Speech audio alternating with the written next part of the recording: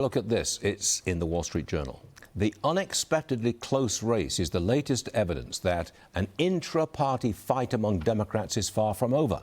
The tight margins in Wisconsin and Michigan indicate that while the far left appeared to be surging, many voters still believe a more centrist approach is Democrats' best hope to win competitive general elections. Okay, that's the Journal. Cassie Smedile joins me now. Cassie, I don't think the socialist momentum has slowed down. What say you? Yeah, good morning, Stuart. I think you're right. I think they just overall couldn't get Francesca Hung over the line, mostly because sitting Governor Tony Evers, if you recall, David Crowley was not in the race. He had gotten out of the race, but Tony Evers did not think that Francesca Hung could ultimately win in November, so he brought Crowley back in.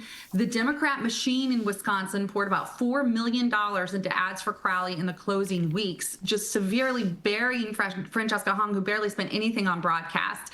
And I was up in northern Wisconsin just this last weekend with my in-laws, and I can tell you up there, most people in this blue-collar working class area of the state didn't understand Francesca Hung's candidacy. They didn't understand how she was getting this enthusiasm, momentum. They didn't identify with her politics. And that still is a bread and butter Democrat voter in Wisconsin. Yeah. So pollsters have to figure out what they're going to do and course correct for November. But I think it was more of a natural sentiment for Wisconsin. Yeah. I don't think we should ignore Flanagan's win in Minnesota.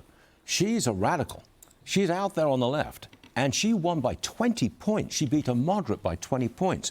And also in Minnesota, Matt Little, he won. He's a socialist. He won very easily by 20 points. I don't think the socialist surge has been blunted at all. Hong lost by in a very narrow margin. Yeah, it's a good point that Wisconsin did what they had to do, but Minnesota, they really are far more left. Look at how their politics have been anytime they've been on the national stage in the last year.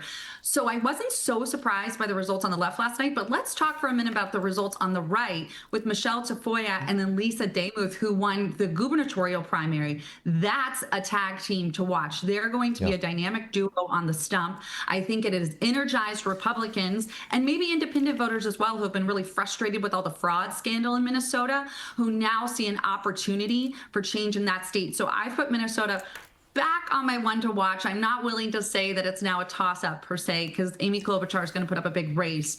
But we've got something to cheer for on the Republican side in Minnesota now. Cassie, I think you enjoy politics almost as much as I do. Great to see you on the show today. Hope to see you again real soon. Thank you, Cassie.